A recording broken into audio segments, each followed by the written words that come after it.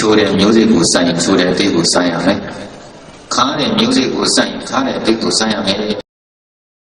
ကံကောင်းခြင်းစေတနာကောင်းထားပြီးတော့ကောင်းတဲ့လုပ်ကိုလုပ်ကံဆိုးခြင်းလည်းစေတနာဆုံးထားပြီးတော့မကောင်းတဲ့လုပ်ကိုလုပ်ရင်ကံဆိုးပါဒီနေ့ဆက်ပြီးတော့တက်တယ်နဲ့တည်းရေရာတွေပေးတယ်လုံးဝမယုံနဲ့ကံကောင်းအောင်ကြိုးစားနေအမိရှိတော်တရားတော်ပါတရားတော်လေဒီမတမ်းမှာအရေးကြီးတဲ့တရားတစ်ခုဖြစ်ပါတယ်ဗုဒ္ဓဘာသာမှန်ရင်ကံရဲ့သဘောကိုကြံ့ကြံ့နာနာသိထားဖို့လိုအပ်ပါတယ်ခဏမြန်မာပြည်ကဗုဒ္ဓဘာသာအများစုဟာကံရဲ့သဘောတရားကိုသိချင်မသိဘူးကုသိုလ်လို့ရင်ကောင်းလို့ရတယ်အကုသိုလ်လို့ရင်မကောင်းလို့ရတယ်အပေါ်ညာတော့သိပါတယ်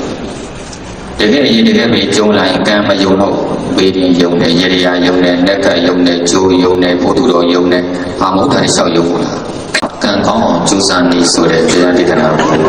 ဟောဒီဘာသာလေးနဲ့ဖွင့်လိုက်အောင်ဒါဗုဒ္ဓကတို့ပြည့်တဲ့တွေကိုကံနဲ့ပတ်သက်ပြီးတော့ယုံကြည်ဖို့မှာခဲ့တဲ့ကာထာယာရိတံဝဗတိပိဇံဒါရိတံဟာရတိဖလံကလျာဏကာရိကလျာဏံဘာဝကာရိသဘာဝကံ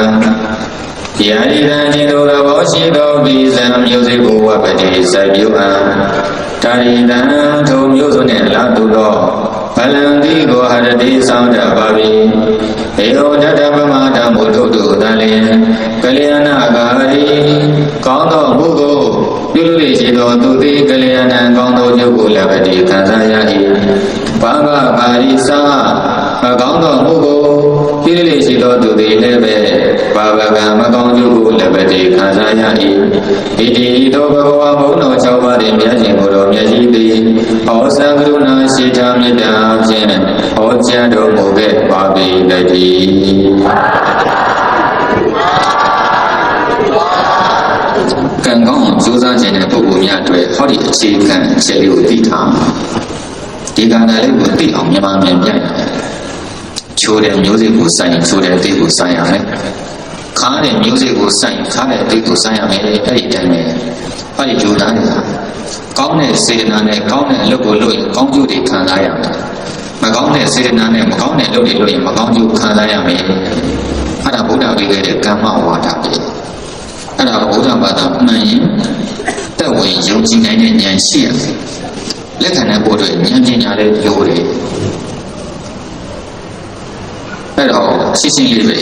ကံကောင်းခြင်းစေတနာကောင်းထားပြီးတော့ကောင်းတဲ့လုပ်ကိုလုပ်ကံဆိုးခြင်းလည်းစေတနာဆုံးထားပြီးတော့မကောင်းတဲ့လုပ်ကိုလုပ်ရင်ကံဆိုးပါအခုတို့ပြည်တယ်များခံစားစံစားတဲ့ကောင်းကျိုးဆိုးလို့တဲ့ဟာကိုလုပ်တဲ့အတိုင်းခံစားစံစားကြတရားဘာသာများကတတ္တဝါတွေကိုသူတို့တို့ကိုရှင်ဘုရားကခံစိနေလို့ခေါ်ကြတယ်ဒုက္ခရှင်တော်မြတ်ကလည်းမဟုတ်မင်းတို့ငါခံစိလို့မရဘူးငါခံစိလို့ရှင်းပြောရင်မင်းတို့ကိုယ်တိုင်မင်းတို့ခံစိနိုင်ကောင်းတာလုပ်ခဲ့လို့မင်းတို့ကောင်းကျိုးတွေခံစားရတယ်မကောင်းတာလုပ်ခဲ့လို့မကောင်းကျိုးတွေခံစားရတယ်ဒီပြည့်တဲ့ကကျေရည်ကြားထဲမှာနှိမ့်မှုတရားကြားတော့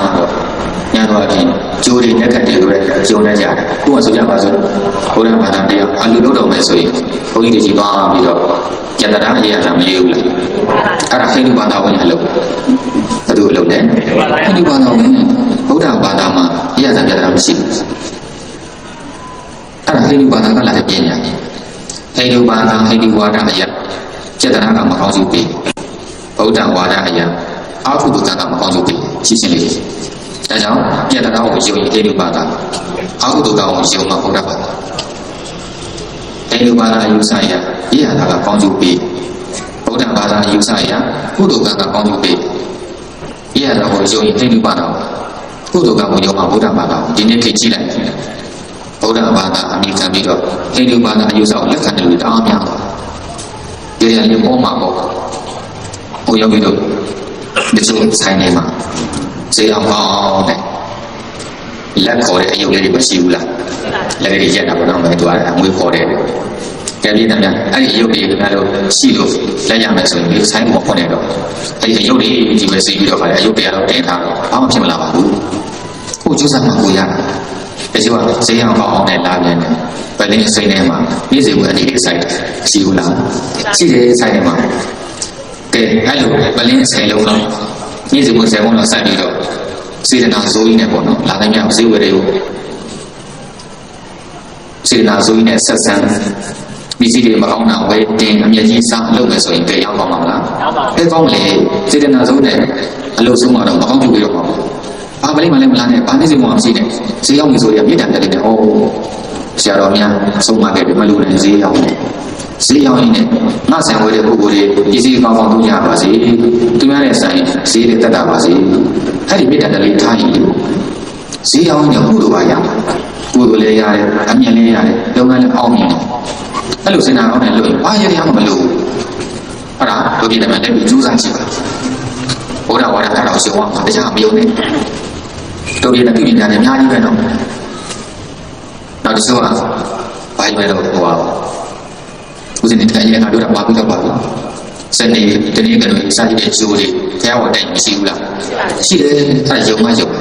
ပြည်တယ်များမှလည်းဒီကျိုးတွေရတယ်ပဲအိန္ဒိဘာသာကလားတရားလာတယ်အိန္ဒိဘာသာဘုရားကမရှိဘူးဒါဆိုရင်ဗျာဘုရားဘာသာစီရီအားလုံးဘာလို့ဒီရုပ်တွေရှိတယ်ရှိမှာပေါ့တို့နိုင်ငံကြီးအရင်တော့ကဘုရားဘာသာမရှိခင်ကအိန္ဒိယနေရောအိန္ဒိယယူစားရဟိုမှန်းမှုလားဒါကြောင့်အမြင့်တွေပြီးတော့အမှားကြတော့အမှန်လို့ဖြစ်နေတယ်တကယ်တော့ဘုရားဘာသာမရှိဘူး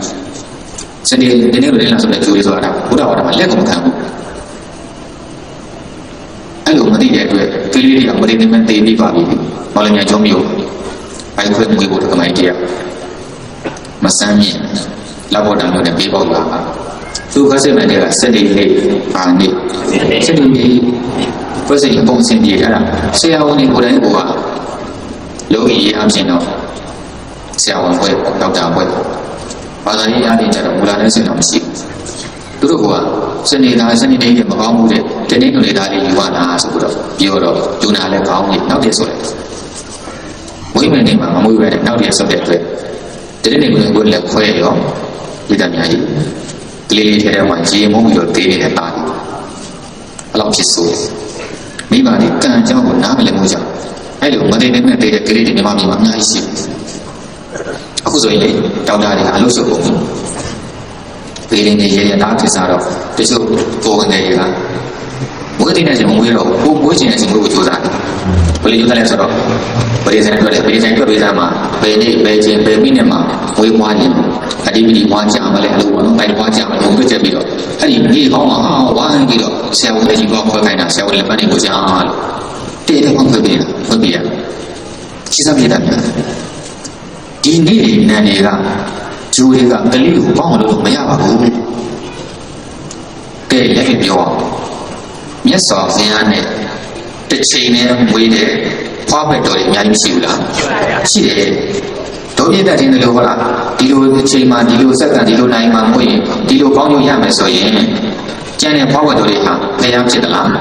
ဖြစ်ဘူးလေမဆိုင်လို့လေကျန်တဲ့တစ်ချိန်နဲ့မွေးဘူးလားတို့တော့ဘုရားဖြစ်စီဟာကံအလုပ်မလုပ်ခဲ့အဲ့တော့ရောက်ဖြစ်ဘုရားဖြစ်ဖို့ကံလုပ်ခဲ့ရင်ဘယ်ကြောင့်ဘုရားဖြစ်မယ်ဒါပဲဖြစ်တယ်အဲ့ဒီလိုလုံးဝလက်မခံပါနဲ့အိန္ဒိယနိုင်ငံမှာဗုဒ္ဓဘာသာထုံးကားတယ်အခုအိန္ဒိယနိုင်ငံဗုဒ္ဓဘာသာရှိသေးလားဆွဲသွားပြီအဲ့ဒီကွဲတာဒီကံမယုံတာပါပါတယ်ဒီခုခေတ်ဒီမှာဒီဘိုးတော်တွေနတ်တွေတက်တွေရေတွေဟာတွေပေါ်တာမကောင်းတဲ့လက္ခဏာသာသနာကွဲနိုင်တယ်အိန္ဒိယမှာအဲ့ဒီကိုကောင်းဆွတ်လို့ပြီးကံမယုံတော့ပေါ့ကုသိုလ်အကုသိုလ်မယုံတော့ရေရချင်းဖြစ်တယ်ဘာတရားလို့ရှိရင်ဖြစ်တယ်အဲ့ဒီဓာတ်တွေကိုကောင်းလုံးဝမယုံတော့ဘာလို့မလဲကောင်းမလို့တော့ဒီနေ့ကစပြီးတော့တက်တယ်နဲ့တယ်ရေရတွေပေးတယ်တော့မယုံနဲ့အဲ့ဒီယုံတာသာသနာ့ပစ္စည်းအကြောင်းတစ်ခုပဲကျန်ကောင်းပဲလိုက်ကြကောင်းပဲမှာဘုရားဘာသာမဟုတ်တော့ဒီတော့ဒါကမှတော့ကံဆိုတာကောင်းအောင်ကြိုးစားလို့မရဘူးလားကြိုးစားကြပါအဲ့ဒီကံကောင်းအောင်ကြိုးစားပဲနဲ့တက်တယ်နဲ့တယ်ရေရတွေကိုမရှုံးပေးတယ်လို့မြန်မာတွေကကြီးပွားသလားမကြီးပွားတာဒီလိုမျိုးတို့လုပ်ငန်းလုပ်တာတော့မှတည့်ရတဲ့တရားရေးယောဂီတို့တည့်ရတဲ့တရားရေးမှာအဆင်ပြေမယ်ဆိုရင်ယောဂီတို့အမေရိကန်နိုင်ငံတို့အင်္ဂလန်နိုင်ငံတို့ကမွေးပြီးကိုရှိတယ်တို့လည်းမယုံဘူးတည့်လုပ်နေကြတာကြီးပွားနေကြတာဒါကြောင့်အဲ့ဒါတွေပြေချမ်းပြီးတော့ကံကောင်းအောင်ကြိုးစားနိုင်တော့သူတော်ကောင်းကြီးများဘုရားမသေးဖြစ်ကြပါစေကုန်သတည်း